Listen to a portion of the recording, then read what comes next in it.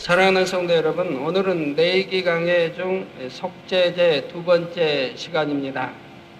속죄제에서는 이스라엘 백성들이 죄사함 받는 방법과 함께 오늘날 우리가 어떻게 하면 하나님 앞에 죄를 사함받을 수 있는지 영적인 의미를 배우고 있습니다. 우리는 예수 그리스도를 우리의 죄를 대속하신 구세주로 믿고 회개할 때 모든 죄를 사함 받습니다. 에베소서 1장 7절에 보면 우리가 그리스도 안에서 그의 은혜의 풍성함을 따라 그의 피로 말미암아 구속 곧 죄사함을 받았으니 했고, 사도행전 16장 31절에 보면 가로되 주 예수를 믿으라 그리하면 너와 내 집이 구원을 얻으리라 했지요. 그러면 주 예수를 믿고 회개하기만 하면 된다 했는데 무슨 죄사함 받는 방법이 더 필요한가 궁금하게 여기는 분이 계실 수도 있습니다. 그러나 믿는다는 것은 자기 방법대로 믿는 것이 아니고 회개한다 해도 자기 보기에 좋은 방법으로 회개해서 되는 것이 아닙니다. 하나님께서 인정하시는 믿음을 가져야 하고 하나님께서 인정하시는 회개의 방법을 쫓아 순종하는 행함이 있어야 하지요. 그럴 때라야 어린 양 되신 주님의 보혈이 참으로 우리의 모든 죄를 사해 주실 수 있는 것입니다. 이사야 59장 1절 2절에 보면 여호와의 손이 짧아 구원치 못하심도 아니요 귀가 둔하여 듣지 못하심도 아니라 오직 너희 죄악이 너희와 너희 하나님 사이를 내었고 너희 죄가 그 얼굴을 가리워서 너희를 듣지 않으시게 하매니 하셨습니다. 우리의 죄로 인해 하나님께서 얼굴을 돌리심으로 우리의 기도를 듣지 않으신다고 말씀하십니다. 죄사함 받는 방법을 바르게 알고 온전히 순종하여 영적인 속죄제를 드릴 수 있다면 하나님과의 사이에 죄의담이 허물어집니다. 그러면 무엇이나 여러분이 구하는 대로 하나님께서 기뻐 응답하시는 것입니다. 사랑하는 성도님들, 오늘 말씀을 통해 속죄의 제사를 바르게 드리심으로 아버지 하나님과 자녀된 여러분 사이에는 어떠한 담도 남겨두지 않으시기를 바랍니다. 그래서 항상 하나님과 밝게 교통하며 응답받고 축복받는 여러분이 다 되시기를 주님의 이름으로 축원합니다. 사랑하는 성도 여러분, 속죄제는 제사를 드리는 사람의 신분에 따라 드려지는 제물과 방법이 달라지는데 먼저는 제사장의 속죄제에 대해 설명하고 있습니다. 제사장이 범죄하면 백성들 전체에게 죄를 입게 하므로 그 죄의 값이 크고 따라서 속죄의 제물도 가장 가치가 큰 흠없는 숫송아지로 드려야 한다 했습니다. 그리고 속죄할 때는 제물의 피를 손가락에 찍어 성소장 앞에 7번 뿌리고 또 성소 안에 분향단의 뿔에 그 피를 바릅니다. 그리고 남은 모든 피는 번제단 밑에 온전히 다 쏟아부어야 한다 했지요. 그 영적인 의미에 대해 다시 한번 요약하면 하나님 앞에서 회개할 때 먼저는 마음과 행함에서 온전히 돌이킴으로 죄를 털어버려야 한다 했습니다. 그리고 스스로 돌이켜 회개한 것은 아버지 하나님의 권위 안에서 인침받아야 하는데 이러한 의미로 발견되는 그 순간에 회개할 뿐 아니라 주일에는 하나님의 성전에 나와 회개하는데 성령의 역사 가운데 예수 그리스도의 이름으로 회개하는 기도가 있어야 하는 것입니다. 그러니까 가정에서 일터에서 회개를 이제 죄를 지었을 때 돌이켜 하셨겠지만 또 그 주에 이제 교회 안식일 날 이제 나와서 예배할 때 다시 한번 정리하신다 이 말입니다. 다시 한번 하심으로 하나님 앞에 깨끗함을 받아야 한다 이 말입니다. 이건 여러분들이 몰라서 못 하신 분도 있겠지만 대부분이 가르치지 않아도 여러분이 하시는 겁니다. 한 주에 있었던 일을 회개하시고 그리고 성전에 와서 예배 드릴 때 여러분 또 한번 다 정리하지 않습니까? 아버지 지난주에 나 이러이러한 죄를 지었는데 이제 청령이 돌이켰습니다. 주님의 보혈의 피로 깨끗하게 씻어주시고 다시는 이런 죄를 범치 않도록 은혜와 능력으로 입혀주옵소서. 이런 기도를 누구나 하시게 된다 이 말입니다. 그러니까 예배 전에는 10분 전에 15분 전에 먼저 와서 한 주에 있었던 일 정리하고 그리고 예배 볼 마음의 준비를 갖추고 그리고 묵도에 들어가도록 하셔야 되는 거예요. 시간 돼서 그냥 늦게 헐레헐레 그냥 이렇게 오시는 게 아니고요. 물론 이제 교회 차를 이용하시는 분들은 교회 차가 좀 늦어가지고 이렇게 정시 도착한다고 해서 늦게 오신 분들은 있겠지만, 그런 분들은 또 부지런히 차 안에서도 하시고 성경 오시면 간단하게라도 이렇게 해서 다시 한번 씻김 받는 이런 역사가 있어야 되겠습니다. 자, 또한 생명을 다하고 마음과 뜻과 중심을 다해 헌신적인 자세로 온전한 회개를 드려야 하는 것이고요. 이처럼 참된 회개를 드린 사람은 감히 하나님 앞에 거짓으로 회개할 수 없고 다시는 같은 죄를 범할 수가 없습니다. 형제를 미워하는 것이 살인하는 것인 줄 깨달아 다시는 미워하지 않을게요 하고 성령으로 기도했다면 그 다음에 어떻게 다시 미워할 수 있겠습니까? 사랑하는 성도 여러분, 여러분들 요즘도 살인하시나요? 여러분들 살인들 하시나요? 여러분들 살인한 적 있나요? 전에 살인한 적 있나요? 여기 대답이 적으세요. 자, 이 살인이라고 하는 것이 꼭 내가 칼을 빼들어 누구를 죽였다, 목 잘라 죽였다, 이것만 살인이 아니라 내 형제를 미워하는 것도 하나님께서는 살인하는 것이라고 말씀한다 이 말이에요. 여러분들 예전에 형제나 누구를 이웃이든 누구를 미워한 적이 그렇게 없으시단 말이에요? 아멘을 별로 안 하시게. 저는 감사한 게 있습니다. 여러분 신앙생활하면서 보면 성경에도 보고 그러면 역사를 봐도 그러고 이 시기 질투로 인해서 얼마나 참 죄를 많이 짓습니까?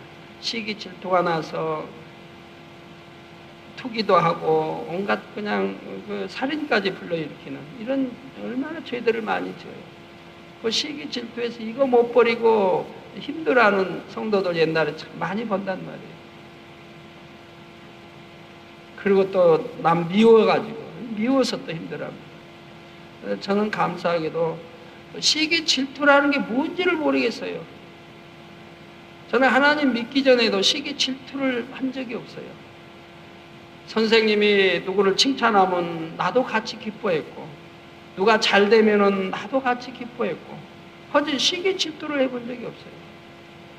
내 친구가 더 잘 되면 나도 오히려 기뻐했지, 그걸 싫다든가 그래 본 적이 없어요. 그래서 우리나라 속담에 이웃이 땅을 사면, 사촌이 땅을 사면, 밭을 사면 배가 아프다, 이런 말이 저는 이해가 안 된 거예요.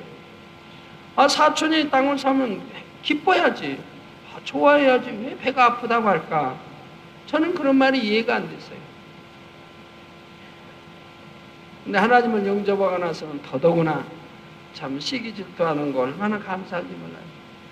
전에도 개척에서도 그 전에도 어느 교회가 크고 부흥하면 저는 그 교회를 얼마나 행복하게 바라보고 기도해 준지 몰라요. 아버지 더 큰 교회로, 세계적인 교회로 이렇게 역사해 주세요 하고 저는 그렇게 기도해 왔어요. 그리고 다신 미워하지 않을게요. 이거는 미워하지 않는다. 이거는 하나님 믿기 전에는 미워한 사람들이 있었죠. 나를 괴롭게 하고 힘들게 하는 사람들은 싫었단 말이에요. 미워하기보다도 좀 싫고 피하고 한다고는 했지만, 하나님을 영접하고 나서는 미움을 깨끗이 버리고 나니까 그렇게 좋아요. 미움을 버리고 나니까 모든 분들이 사랑스러워진다 이 말이에요. 미움이 없으니까. 예수가 하나님이 독생자까지 주셔서 우리 죄를 대속해 주셨는데, 피조물이 우리 죄를 대속해 주신, 십자가에 달려 피 흘려 보혈의 피까지 흘리시면서 우리 죄를 대속해 주셨는데, 이 은혜를 알고 나서 어찌 누구를 미워할 수 있겠느냐 이 말입니다. 하나님의 아들은 죄도 없으신데도 우리 죄인들을 위해서 십자가를 치고 피 흘려주셨는데, 우리 죄인들, 죄인이 누구를 미워하느냐 이 말이에요. 그래서 모든 것은 자기 탓으로 돌리고 내 탓으로 돌리고, 그래서 참 미워하지 않게 바로 주님을 영접하고 나서 얼마 돼 있잖아요. 예수가 우리를 구세해 주시고 왜 구세해 주심을 알고 나서부터는 미움이란 걸 깨끗이 버려버렸고 그 뒤로 누구를 미워해 본 일이 없어요. 아무리 저를 찔러도 미움이 가질 않으니까. 또 어떤 사람들 보면 하면 속상해하고 뭐하고 하는 사람들 보면 참 이해가 안 돼요. 왜 속이 상해야 되는지. 자, 다시는 미워하지 않을게 하고 성령을 기도했다면 그 다음에 어떻게 다시 미워할 수가 있겠습니까? 성령께서 마음에서 공고하고 탄식하며 하나님이 두려워서라도 그럴 수는 없는 것입니다. 만약 적당히 말로만 잘못했어요 하고 다음에 거듭 범죄할 때는 하나님 앞에 거짓말하고 만홀히 여긴 것이 됩니다. 그러니 범죄하는 것을 용서받기는커녕 이전의 죄 위에 다른 죄를 더하게 되는 것입니다. 이처럼 회개하고 다시 범죄하는 사람에 대하여 베드로후서 2장 22절에 보면 참 속담에 이르기를 개가 그 토하였던 곳에 돌아가고 돼지가 씻었다가 더러운 구덩이에 도로 누웠다 하는 말이 저희에게 응하였도다 했습니다. 돼지는 아무리 깨끗이 씻어줘도 다시금 가서 더러운 곳에 가서 뒹굴고 누워버려요. 오늘날 돼지 키우는 거야 이제 그렇게 안 키우고 깨끗하게 바닥다 해서 하겠지만 옛날에는 지부에다가 집이 오려면 거기다 똥 오줌 누고 또 집이 썩으면 그걸 또 거름으로 써야 되니까 그 이중 거름으로 유익되죠. 또 돼지는 거기에서 뒹굴죠. 가지고 썩은 내가 나는 그냥 박질복한 그런 데서 아무리 씻어줘도 거기 가서 도로 뒹굴어 버린다 이 말이에요. 돼지가 씻었다가 더러운 구덩이에 도로 누웠다 하는 말이 저희에게 응하였도다. 죄를 짓고 회개하고 다시 죄를 짓는 사람들에게 하나님이 하시는 말씀이라 이 말입니다. 하나님의 자녀들이라면 더구나 주의 종이고 양떼의 머리 된 사람들이라면 이렇게 미련한 짐승과 같이 하나님의 미워하시는 행함을 보여서는 안 됩니다. 사랑하는 성도님들은 발견되는 죄악마다 철저히 성령으로 회개하며 다시는 범죄하지 않도록 온전히 벗어버릴 수 있기를 주님의 이름으로 부탁드립니다. 사랑하는 성도 여러분, 지난 시간에 이어 오늘 본문 레위기 4장 8절에서 10절을 보면 또 그 속죄 제물된 숫송아지의 모든 기름을 취할지니 곧 내장에 덮인 기름과 내장에 붙은 모든 기름과 두 콩팥과 그 위의 기름 곧 허리 근방에 있는 것과 간에 덮인 거풀을 콩팥과 함께 취하되 화목제 희생의 소액에서 취함같이 할 것이요 제사장은 그것을 번제단 위에 불사를 것이며 했습니다.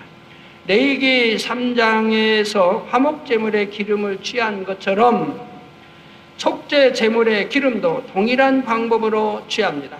생명체가 그 생명활동을 이루기 위해서는 콩팥을 비롯하여 내장의 각 부분 중 어느 한 분야도 필요 없는 것이 없지요. 이렇게 중요한 모든 요소에서 기름을 취하여 불태우는 것입니다. 기름은 진승의 생명이요 진액이며 그 생명이 되는 기름을 번제단 위에 사른다는 것은 생명을 다하고 온 마음과 뜻과 정성을 다한 회개라야 하나님 앞에 연락된다는 사실을 알려주고 있지요. 또한 기름의 영적인 의미에는 제물을 드릴 때 정성을 다해 하나님께 드려야 하며 중심의 기도와 함께 드려야 한다는 것임을 화목제에서 이미 자세히 살펴보았습니다. 성도 여러분, 속죄제의 말씀은 앞에서 배운 번제나 화목제의 절차와 중복되는 내용도 많이 있고 또 속죄제 중에서도 제사장의 속죄제만 배우고 나면 다른 속죄제는 대체로 제사장의 속죄제와 비슷합니다. 그러므로 본문 말씀은 길게 나오지만 간략하게만 짚어주고 넘어갈 수 있는 부분이 많이 있지요.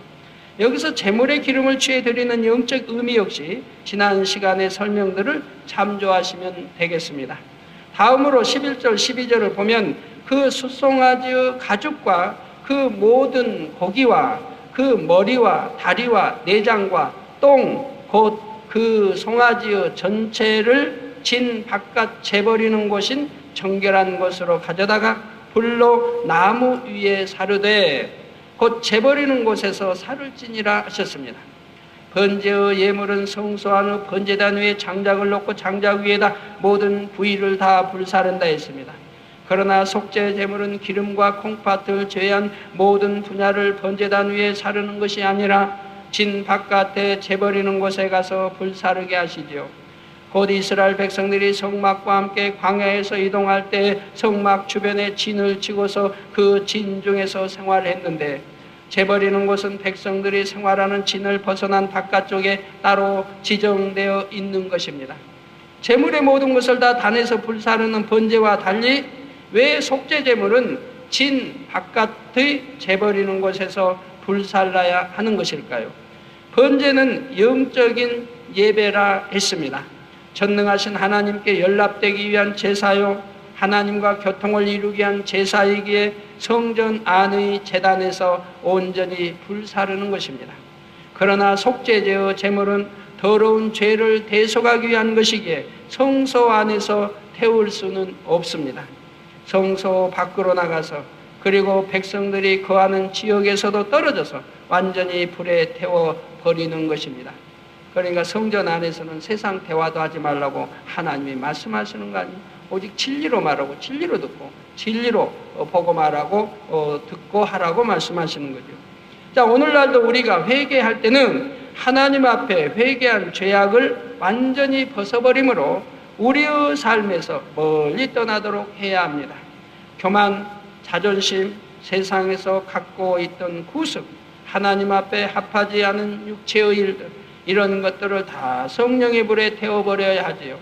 그리고 이렇게 불에 태운 재물, 그 송아지는 안수한 사람 자신의 죄를 전가한 것이라 했으므로 이후로는 그 자신이 하나님께서 기뻐하시는 산 재물, 그 송아지와 같은 모습으로 나와야 합니다. 사람인 우리가 소와 같은 모습이 되라니 이는 무슨 의미일까요?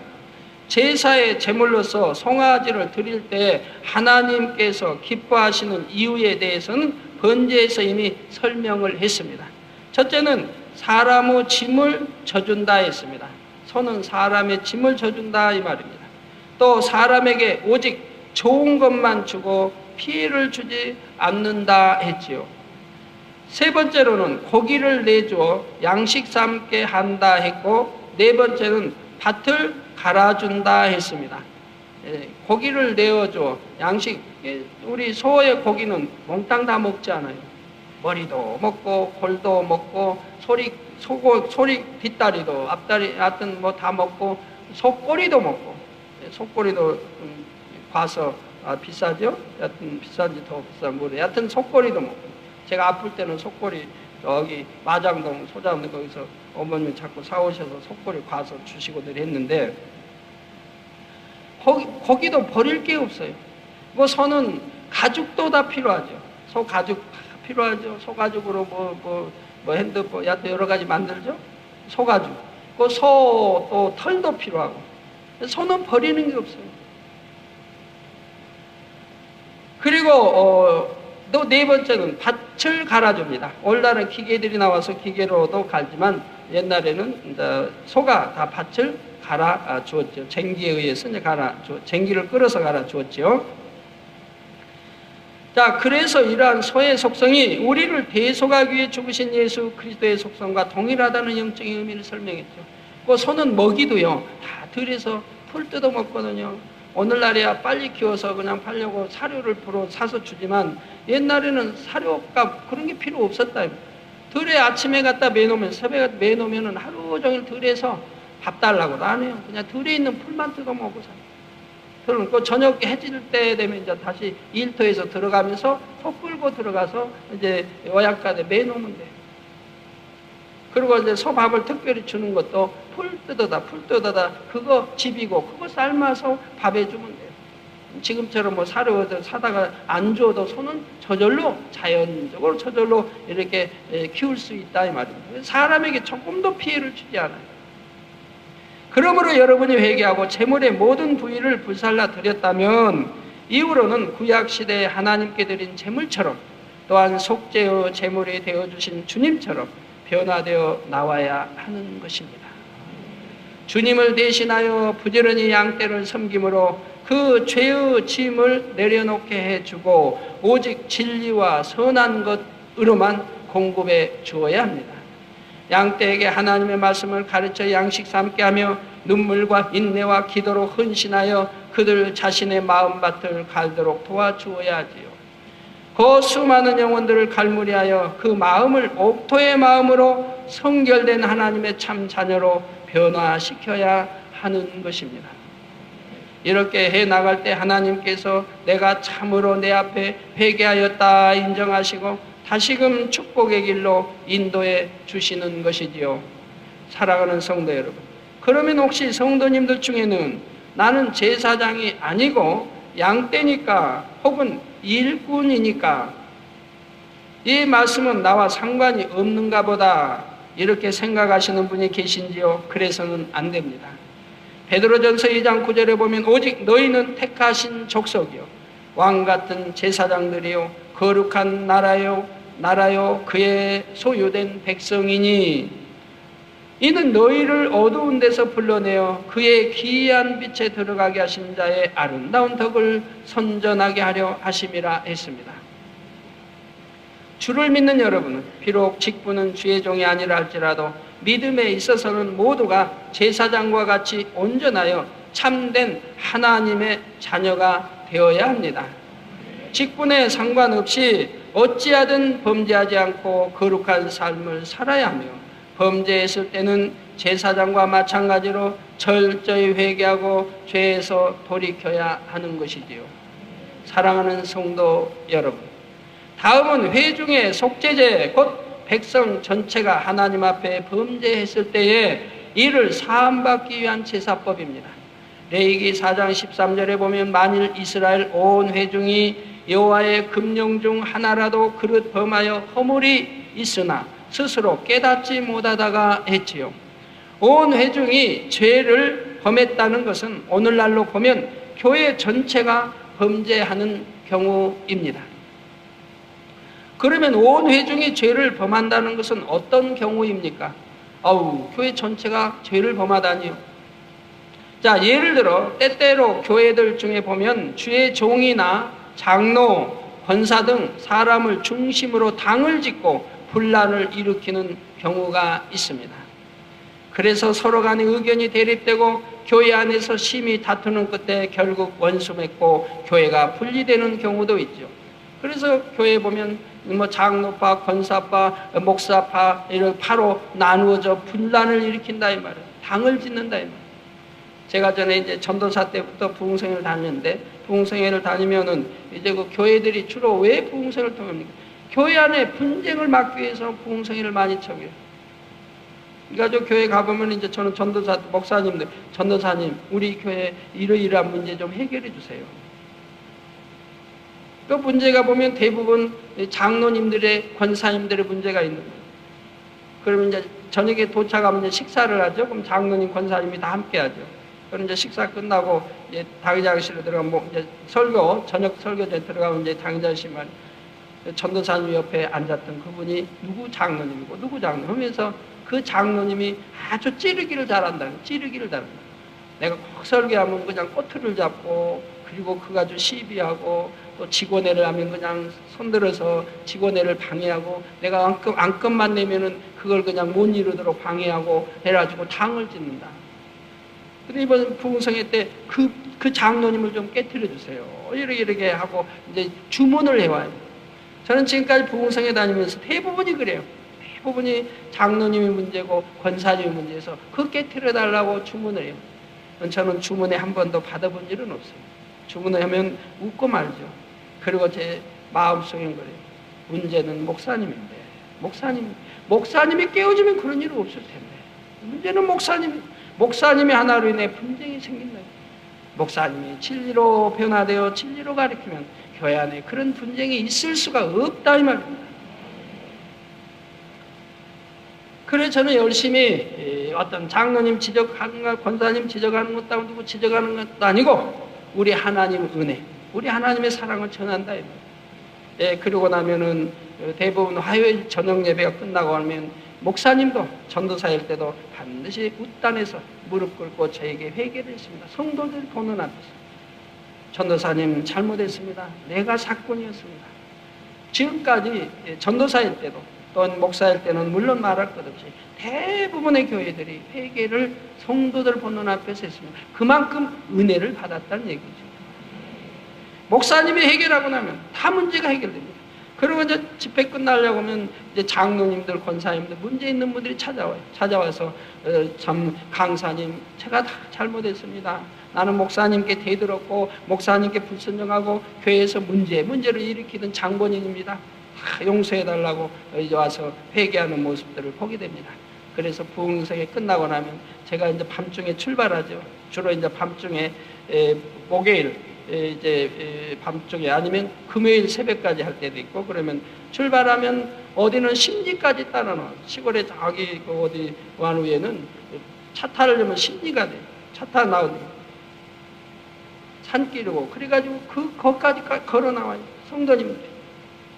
교회 밤중에 출발할 때도 보면은 밤중에 이제 끝나고 다 이제 집회 끝나고 뭐 끝나면 안 가고 기다리고 있다가 밤중 1시, 2시 출발해도 전부 교회 마당에 있다가 눈물로 꼭 전승오라고 그랬어요. 그래서 저와 가는 교회마다 헤어질 때 눈물로 전승하는 아니하는 교회는 저 본 적이 없어요. 예. 그래서 이렇게 교회 안에 파벌이 있으므로 해서 참 교회가 둘로 갈라지기도 하고, 또 원수마귀 사단 역사함으로 하나님의 면하시니 부흥도 안 되고 문제 어려운 것들이 자꾸 생겨나는 것을 보게 됩니다. 물론 성도 가정이든 사업에도 아울러 함께 어려움이 찾아오게 되는 것이지요. 우리 교회는 지금까지 이런 파벌이 없었어요. 장로파 누구 파라는 게 없어봤어요. 오직 누구 파요? 한 파가 있는데 한 파 누구 파요? 한 파 누구 파? 오직 예수 그리스도 파밖에 없어요. 우리는 오직 예수 그리스도 정점으로 해서 나가는 거지 누구 파가 없다 이 말이에요. 당회장 파가 있습니까? 우리 뭐 장로님 뭐 수석 장로님 파가 있습니까? 없다 이 말입니다.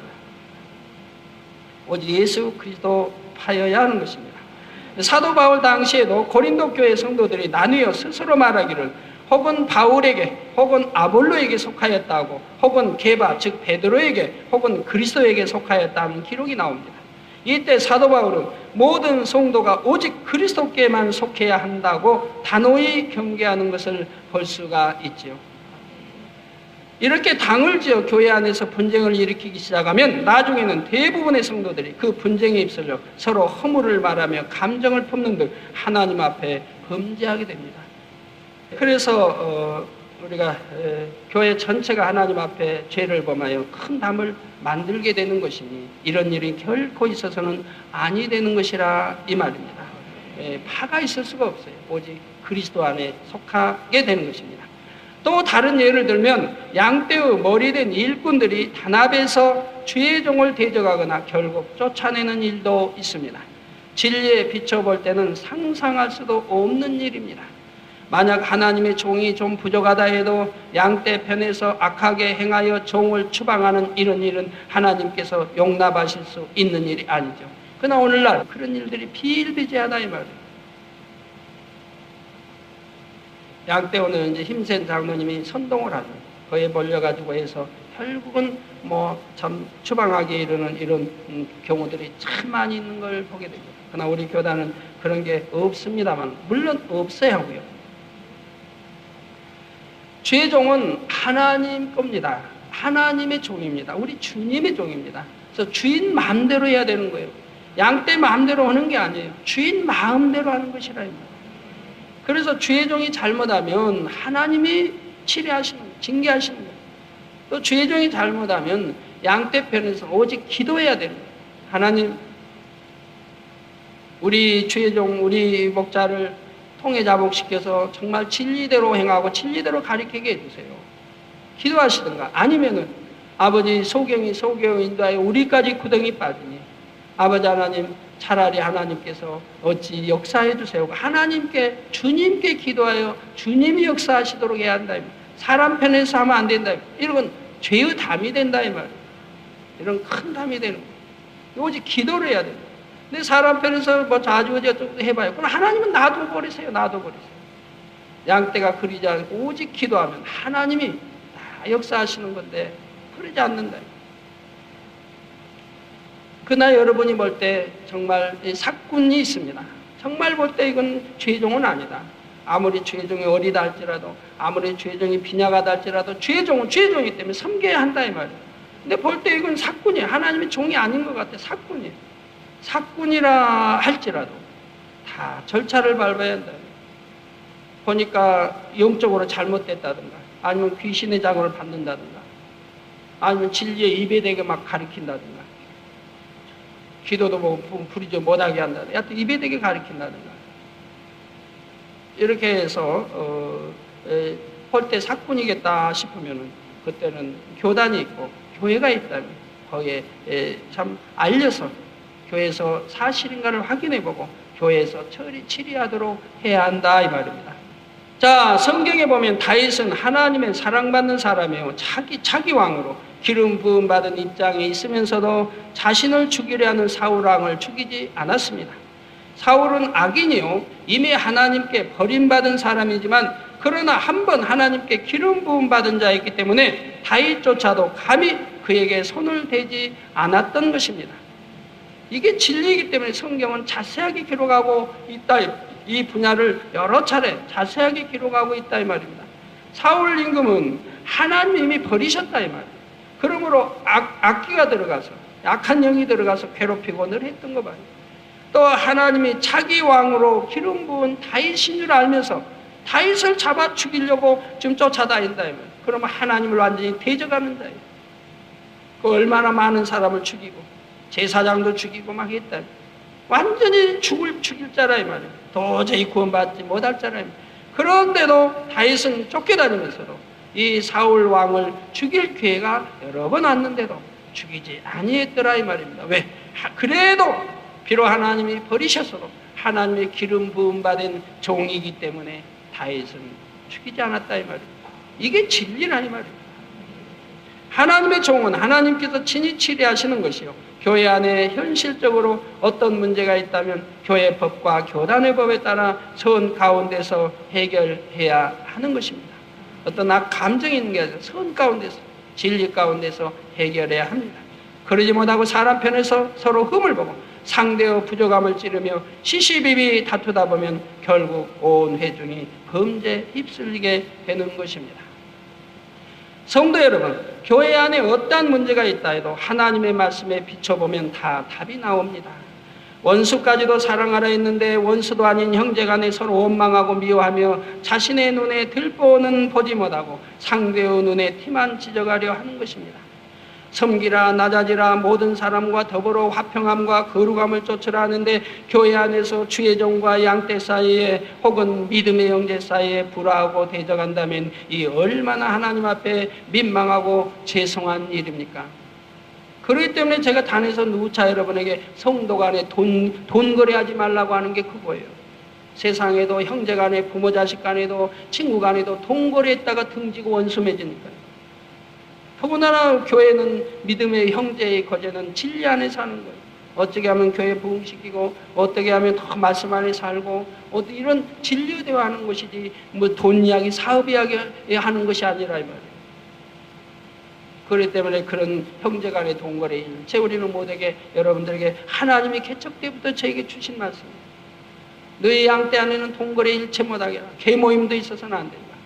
이것이 반드시 사단이 개입하여 분쟁을 일으킨다고 하나님 말씀하신다. 요한일서 3장 10절에 이러므로 하나님의 자녀들과 마귀들의 자녀들이 나타나나니 무릇 의를 행치 아니하는 자나 또는 그 형제를 사랑치 아니하는 자는 하나님께 속하지 아니하니라. 그러니 교회 안에 이런 일이 있어서 온 회중이 범죄하게 되면 하나님께 지킴받지 못하고 시험할 날이 옵니다. 교회가 부흥이 멈추고 심할 때는 회파되기도 하며 성도들의 가정과 사업터에도 축복이 막혀 여러 가지 어려움이 임하게 되죠. 그러니 이런 경우는 회중이 신속히 그 죄를 깨닫고 하나님 앞에 철저히 회개하여 그 담을 헐어야 합니다. 그래야 모든 시험 환난이 떠나가고 하나님과의 관계가 회복될 수 있는 것이지요. 그러면 회중 전체의 죄는 어떻게 사함을 받습니까? 본문 레위기 4장 14절 15절에 보면 그 범한 죄를 깨달으면 회중은 숫송아지를 속죄제로 드릴지니 그것을 회막 앞으로 끌어다가 회중의 장로들이 여호와 앞에서 그 숫송아지 머리에 안수하고 그것을 여호와 앞에서 잡을 것이요 했습니다. 제물로서 가장 귀한 숫송아지를 드리는 것은 회중 전체의 죄를 대속하기 위해서는 그만큼 큰 예물을 드려야 하기 때문이지요. 그런데 여기서 제사장의 속죄제 또한 동일하게 숫송아지로서 드렸다는 것을 생각해 보면 주의 종 한 사람의 책임이 얼마나 큰 것인지 다시 한번 깨달아야 합니다. 하나님의 기름 부음 받은 종이기에 그 권위와 권세는 하나님께서 지켜주시지만 진리를 벗어나 범죄할 때는 양떼나 일꾼보다 더 중한 징계가 따른다는 사실입니다. 그러므로 주의 종들은 철저히 죄에서 멀어지며 누구보다도 더욱 거룩한 삶을 살아야 함을 명심하시기 바랍니다. 성도 여러분, 제물인 송아지의 장로들이 안수하는 것은 백성들을 대표해서 안수하는 것입니다. 원래는 범죄한 모든 백성들이 일일이 안수해야 하지만 그 수많은 사람들이 다 안수할 수는 없으므로 장로들이 모든 백성을 대신하여 안수하는 것이지요. 오늘날도 장로를 세울 때는 교회의 대표가 되기에 합당한 사람들을 세워야 하며 그들은 교회를 책임질 수 있어야 합니다. 이처럼 교회 전체가 범죄한 일이 있을 때도 누구보다 앞서서 하나님 앞에 책임을 지고 철저히 회개하는 행함을 보여야 하는 것이지요. 물론 장로들만 회개해서 되는 것이 아니라 모든 양떼들이 다 같이 회개해야 하지만 장로와 같이 양떼의 머리 된 사람들이 그만큼 중요한 위치에 있다는 사실입니다. 이제 나머지 절차는 제사장의 속죄제와 같습니다. 제사장이 피를 손가락에 찍어 7번 성소장에 뿌리고 향단 뿔에 바르는 것이나 기름을 취하여 번제단 위에서 다 불사르며 제물의 모든 부위를 진 밖으로 가져다가 불사르는 것까지 절차가 동일합니다.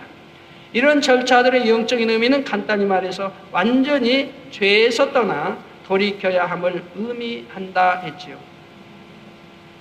이렇게 해서 회중 전체가 마음을 모아 회개하고 나면 다시는 범죄하는 일이 없어야 하는 것이고요. 제사장과 회중의 속죄제 다음에는 족장들과 평민의 속죄제가 나옵니다. 족장이란 백성들의 머리로서 오늘날은 직분을 맡은 일꾼들을 의미하며 평민이란 일반 양떼들을 의미합니다. 이들의 속죄제에 대해서는 다음 시간에 이어서 증거하겠습니다. 결론을 말씀드립니다. 사랑하는 성도 여러분, 역대하 7장 14절에 보면 내 이름으로 일컫는 내 백성이 그 악한 길에서 떠나 스스로 겸비하고 기도하여 내 얼굴을 구하면 내가 하늘에서 듣고 그 죄를 사하고 그 땅을 고칠지라. 내 이름을 일컫는 바 내 백성이, 하나님의 자녀들이 그 악한 길에서 떠나 스스로 겸비하고 기도하여 내 얼굴을 구하는 거예요. 겸비해야 된다. 입술로만 잘못했어요, 안 그럴까? 정말 겸비해 중심으로 돌이켜야 한다 이 말이에요. 그리고 기도하여 내 얼굴을 구하는, 즉 하나님을 찾는다. 내 얼굴을 구하면 내가 하늘에서 듣고 그 기도를 듣고 그 죄를 사하고 그 땅을 고친다. 막 사업 될 때가 꼬였으면 하나님이 해결해 줄 것이고, 병들었으면 치료해 줄 것이고, 가정이 풍파가 있으면 잠잠케 평안케 해결해 줄 것이고, 하나님 아버지가 다 해 주신다 이 말입니다. 만약 하나님의 백성들이 범죄하여 어떤 재앙이 임할 때라도 겸비하게 돌이켜 회개하면 하나님께서 그 기도를 들으시고 죄를 사하신다는 약속입니다. 그러나 그러기 위해서는 말로만 회개의 기도를 드리는 것이 아니라 반드시 그 악한 길에서 떠난다는 조건이 붙습니다. 하나님의 백성들이 속죄제를 드리는 것도 그저 정해주신 규율에 따라 제물을 바치는 것으로 다 되는 것이 아닙니다. 행위적으로 모든 절차들을 기록해 주셨으되 반드시 그 안에 담긴 영적인 의미를 알아 참된 회개를 할 때라야 그 속죄의 제사가 연락되어지는 것이지요. 오늘날 하나님의 자녀들도 잘못했노라고 기도하고 회개하는 중심으로 예물을 심는다 해도 이것이 전부가 아닙니다. 정녕 마음 중심에서 돌이키고 죄악에서 떠나는 행함이 있어야 하나님께서 그 회개를 받으시는 것입니다. 우리는 하나님께 죄의담이 없으면 구하는 것마다 응답받습니다. 구하라 주실 것이요, 찾으라 찾을 것, 두드리라 열 것이요. 죄의담만 없으면, 내가 또 모르고 죄의담이 있는 것도 있는 것이고 다 헐어버려야 합니다. 말씀을 통해 은혜 받으시면 그런 죄의담이 발견되게 되고 다 헐어버려야 됩니다. 여러분이 신앙생활하면서 혹여 기쁘지 않은 때가 있습니까? 은혜가 떨어집니까? 충만했는데 그 은혜가 떨어집니까? 또는 기쁨이 없습니까? 평강이 없습니까? 성령의 역사는 우리 안에 기쁨이요 평강입니다. 항상 평안을 주시고 평강을 주십니다. 꼭 기뻐야 돼. 네 기쁨이 없다, 공부하다, 힘들다, 은혜가 떨어진다, 충만함이 없다 할 때는 반드시 하나님과 죄의담이 있습니다. 죄의담이 있으므로 그렇게 되어진다. 죄의담은 헐어버렸어요. 그러면은 다시 기쁨과 평안이 임하고 평강이 주어지고 성령의 충만함을 입게 됩니다. 이건 분명한 거예요. 이런 걸로 우리가 성령의 음성과 성령의 역사로 나를 점검을 할 수가 있다. 내가 혹이 하나님과 제의담입니다. 자, 이렇게 회개가 하나님 앞에 연락되고 죄의담이 벌어지면 반드시 그에 따른 증거가 보입니다. 질병으로 고통받던 사람들은 질병이 떠나가고 시험환란이나 각종 문제들이 있었다 해도 하나님의 역사 가운데 다 해결을 받게 되지요. 사랑하는 성도님들은 빛 대신 하나님의 자녀들답게 결코 범죄하지 않으므로 어둠 가운데 거하지 않으시기를 바랍니다. 혹여라도 부지 중에 범죄한 것을 깨달았으면 즉시 돌이켜 회개하고 다시 빛 가운데 거하심으로 하나님의 사랑과 축복이 항상 여러분의 삶에 함께 하시기를 주님의 이름으로 축원합니다.